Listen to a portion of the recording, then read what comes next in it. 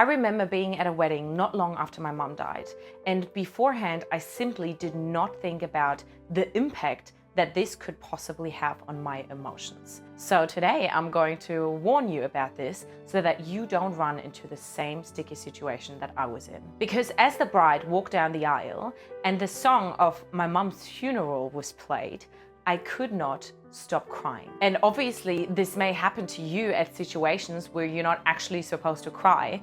Then you're going to feel extremely awkward and people are going to wonder what exactly is happening, when really this probably could have been prevented by me just not going in the first place. Because sometimes we just need to take a step back instead of just forcing ourselves to do specific things, especially when we're in the beginning stages of our grieving process, because it's simply too much. And that is okay, that is totally fine, but knowing it beforehand is going to save you a lot of drama. So let me prepare you right now. This is often going to be big events such as weddings, funerals, birthdays, let's say baby showers or engagement parties, any of those type of events where that person would have definitely been there with you. It also does not even have to be a big event. It can also be something super small, but because this is something that you always did with that person, now it is bringing back those memories and therefore bringing up a lot of emotions. I'll just give you a little example for this. If you always used to go to the cinema with your partner and your partner is the person that passed away, and now your friends are asking you to come to the cinema with you, there's going to be a part of you that thinks, well, I can't just cancel a cinema date now simply because that is always where I went with that person. But here's the truth. Yes, you can. When it comes to grieving, the number one thing that matters is that you feel okay. So if you don't want to go to the cinema with your friends or even bigger events like the ones that I just mentioned before, because it will be too much for you to handle, then you have the absolute right to tell those people that that is what's going to happen.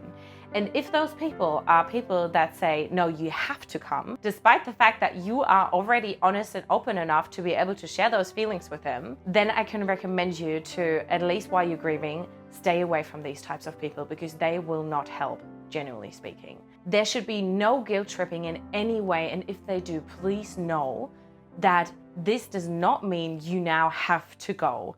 Don't listen to somebody who's trying to make you do something that you don't want to do. This goes for anything in life, but especially during this time, because you are going to be the one ending up with so much pain. So really think about whether this is an event that you really want to go to, not if you have to go to by societal rules. And let's say it's the wedding of your sister, for example, and you go, well, I have to be there.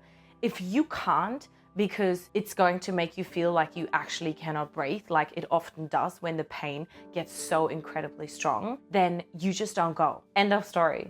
Or if you do decide to go, then please just be prepared for this to be emotionally incredibly challenging. I'm telling you this from my own experience. I have been to events where I literally felt so horrible. And beforehand, I just didn't even think about the fact that that was going to be the case. So I didn't know back then. But if I could turn time back, there was probably a few things that I would have just completely avoided. What you could also do is you may even prepare the main characters of the event and tell them, hey, look, this is what's happening.